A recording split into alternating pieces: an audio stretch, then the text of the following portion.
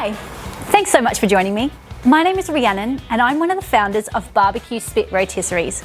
Today, I'm going to answer one of the most common questions we get asked from our customers, which is, what would I cook in a rotisserie basket? Now, a basket is one of my favorite rotisserie accessories. Now, you can cook anything from tomahawk steaks, butterfly chicken, deboned legs of lamb, chicken wings, chicken legs. My personal favorite is a crispy pork belly.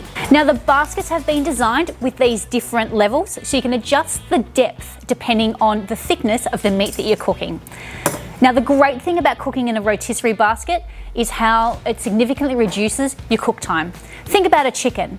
Rather than cooking a chicken whole, what you can do is you can butterfly it, lay it down flat, and you're gonna have your chicken cooked in about half of the time, about 45 minutes.